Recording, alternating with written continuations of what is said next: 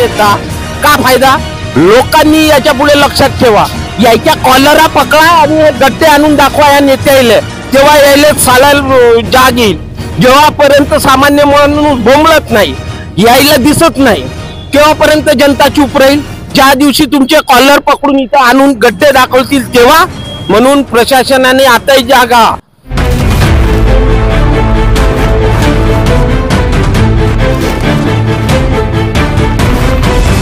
नमस्कार, max Vidarbha news network मध्ये सर्व दर्शकांचे स्वागत.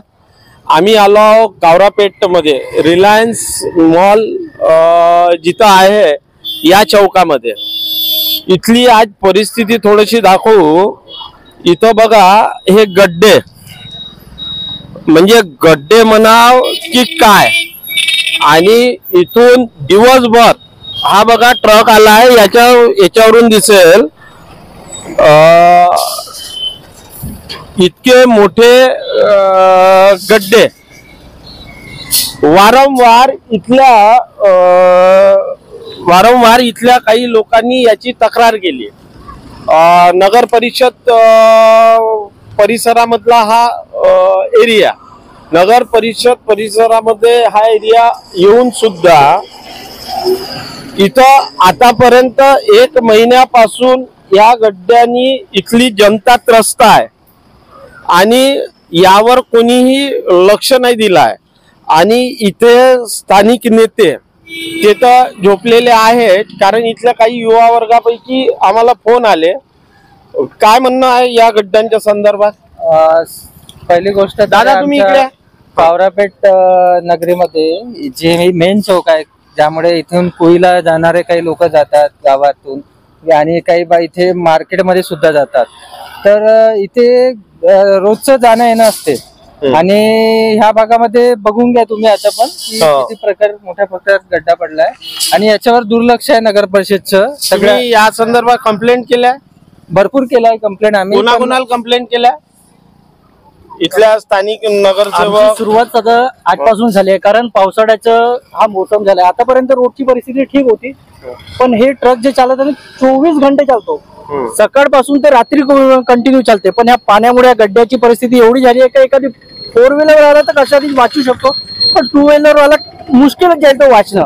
आणि परिस्थिती अशी आहे का ट्रकाची स्पीड हे अति असते, यांची स्पीड एक लिमिट नाही स्पीड, आणि टायमिंग वर पण नाही आहे ट्रक चालवण्याचे. ट्रक चालतात कुठे?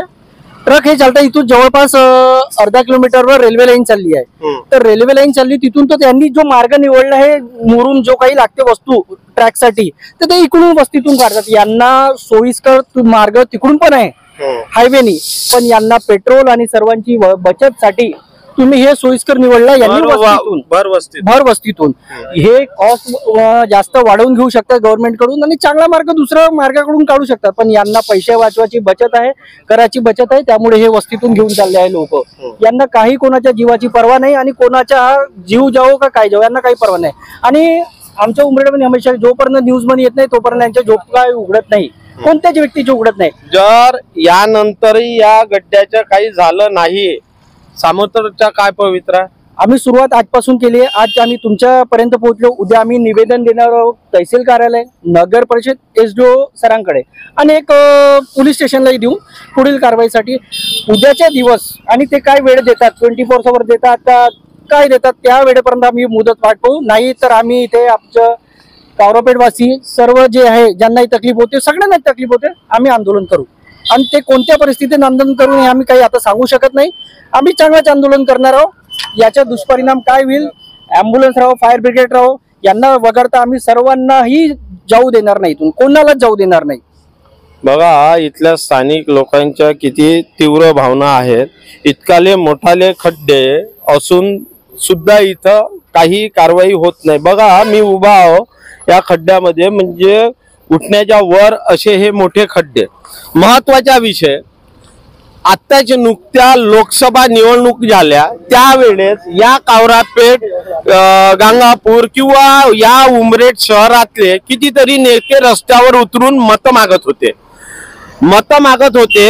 आणि आज हे एवढी घाणेरडी परिस्थिती यांना आज दिसत नाही का? ते कोणत्याच पक्षाचे असो, ते काँग्रेसचे असो, राष्ट्रवादी असो, शिवसेना असो, भारतीय जनता पार्टी असो का सगळेच नेते मग्गम झोपेत असतात, खास उमरेड शहरात. फक्त हे आपल्या व्हॉट्सअपवर यायच्या पट्ट्या, यायच्या वाढदिवसाच्या शुभेच्छा, बिनकामाचे दिलेले निवेदन, त्याचे पत्र मुख्यमंत्र्याला त्याले, अहो ते नंतर करा. महत्वाचा विषय या स्थानिक लोकांना जो त्रास होत आहे. दुसरी गोष्ट, उद्यापासनं शाळा सुरू होत आहे. या रोडनी कितीतरी मुलं सायकलनी ये जा करतील, इथून गंगापूर वरून ये जा करतील, आणि त्यामध्ये जर मोठा अपघात झाला आणि कोणत्या निरपराध मुलाचा किंवा कोणत्याही माणसाचा जीव गेल्यावर या प्रशासनाला जाग येईल का? झोपलेला प्रशासन. त्यावर महत्वाची इथून लागत असलेला अटल उद्यान, या अटल उद्यान मध्ये उमरेड शहराचे नामांकित नेते सर्व पक्षीय सकाळी व्यायाम करायला येतात. झोपल्यात का हो सगळेच पक्षाचे का? साला तुम्ही तेथून येताना इकडे हे गड्डे मोठे मोठे दिसत नाही. कोणती झोप तुमची? साला फक्त मत मागासाठी सामान्य माणसाकडे जाता, मोठे मोठे आश्वासन देता. का फायदा? लोकांनी याच्या पुढे लक्षात ठेवा, याच्या कॉलरा पकडा आणि हे गड्डे आणून दाखवा या नेत्याला, तेव्हा यायला साला जाग येईल. जेव्हापर्यंत सामान्य माणूस बोंबलत नाही, यायला दिसत नाही, तेव्हापर्यंत जनता चूप राहील. ज्या दिवशी तुमचे कॉलर पकडून इथं आणून गड्डे दाखवतील तेव्हा. म्हणून प्रशासनाने आताही जागा, नगर परिषद प्रशासनाने जागा. इथं प्रशासक बसलाय, माजून गेले आहे नगर परिषद कर्मचारी. साले स्वतः ठेके घेतात, स्वतः ठेके घेऊन करोडो रुपये मग्गम कमावून राहिले. ते त्याच्यातच मग्न आहे आणि सामान्य जनतेकडे लक्ष द्यायला यायला वेळ नाही. हे गड्डे 24 घंट्यात जर म्हणजे पूर्णतः यायला बुजवण्यात आले नाही, इथले स्थानिक लोक मोठं आंदोलन करणार आहेत. इथं रस्ता जाम करते. त्याच्यासाठी प्रशासनाने जागे व्हा आणि ताबडतोब कामाला लागा. धन्यवाद. मॅक्स विदर्भासाठी मी पवन सिंग. आमचे चॅनल लाईक आणि सबस्क्राईब करायला विसरू नका.